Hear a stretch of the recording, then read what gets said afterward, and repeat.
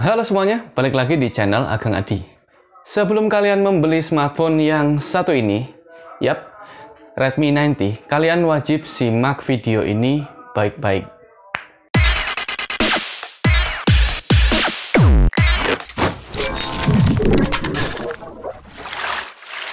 Oke, Redmi 90 merupakan salah satu smartphone keluaran Xiaomi yang saat ini menjadi pilihan banyak orang di kelas entry level. Tapi kalian tahu nggak, apa alasan mereka memilih smartphone yang satu ini?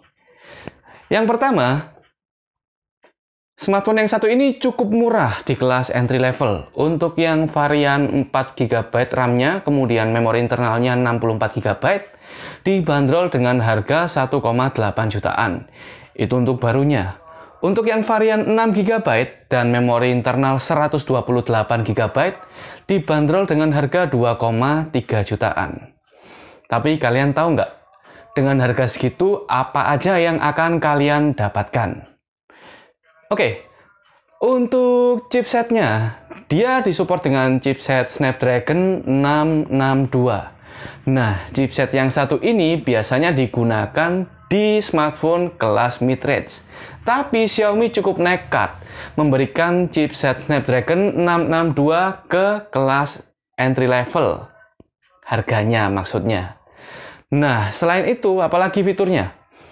Dia mempunyai kamera utama 48 megapiksel. Apakah worth it ya? Menurut saya cukup sih. Tapi dynamic range-nya ya nggak terlalu bagus menurut saya. Untuk warnanya dia cenderung agak gelap dan cenderung ke kuning-kuningan. Tapi sekali lagi itu pilihan. Kalau dipakai untuk memfoto di bawah sinar matahari, hasilnya masih cukup bagus. Kalau dari segi nilai, saya kasih nilai 70. Nah, itu kamera belakangnya ya. Terus apalagi yang di sini?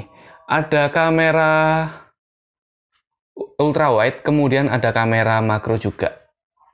Ya, untuk kedua kamera ini hasilnya standar. Standar dan cenderung ke arah kuning.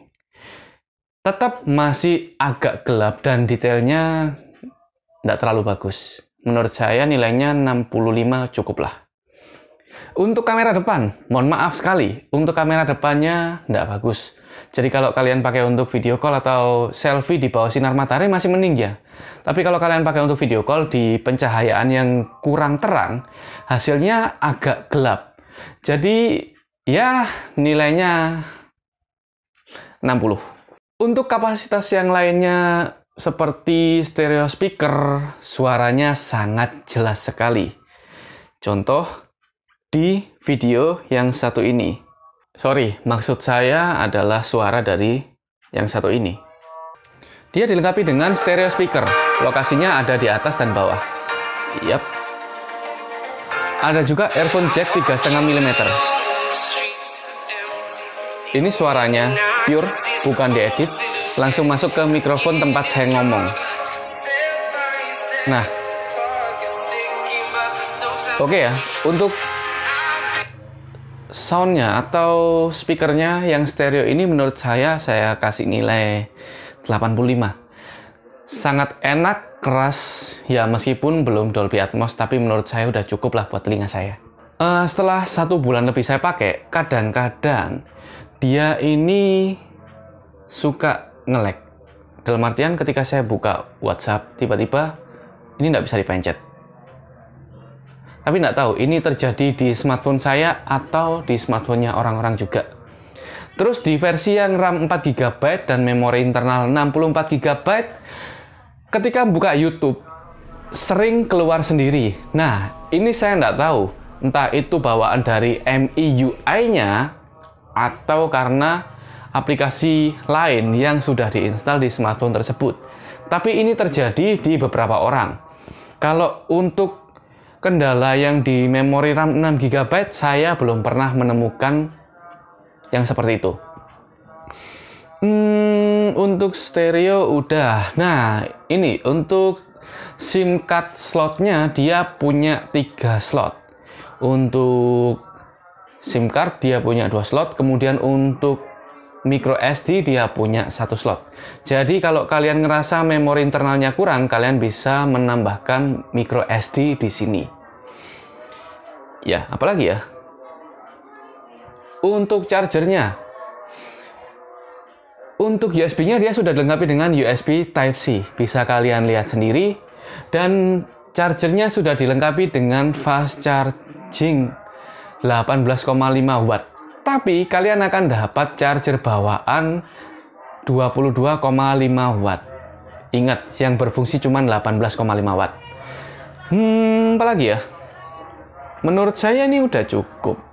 Kalau kalian mau beli, ya kalau saya kasih nilai rata-rata untuk smartphone yang satu ini, saya akan kasih nilai sekitar 75. Sebetulnya ini sangat recommended, kecuali kameranya aja. Ingat, nggak ada smartphone yang sempurna. Kalau kalian ingin performance-nya untuk main game, untuk main Mobile Legends, Genshin Impact, maupun PUBG, smartphone yang satu ini sangat support. Tapi ingat, untuk frame rate-nya jangan dipaksakan. Karena kalau kalian paksakan, otomatis akan membuat prosesornya bekerja dengan sangat berat. Ingat, ini smartphone kelas entry level. Nah, menurut saya sekian reviewnya. Untuk kalian yang mau tanya-tanya atau ngasih masukan, silakan komen di bawah. Nah, kalau kalian suka dengan video ini, jangan lupa like, komen, subscribe, dan juga share. Kalau kalian tidak suka, silakan dislike. Untuk masukan-masukan lainnya, kalian bisa langsung DM ke Instagram saya. Nanti akan saya lampirkan di bawah. Oke? Ageng Hadi pamit. Sampai ketemu di video selanjutnya. Mungkin saya akan nge-review Nokia 6.1 Plus setelah setahun. Iya, setahun kemarin saya pakai smartphone yang satu itu. Dan nggak ada kendala sama sekali kecuali memori internalnya yang kurang. Karena dia cuma dilengkapi dengan kapasitas 64 GB. Ya. Assalamualaikum warahmatullahi wabarakatuh.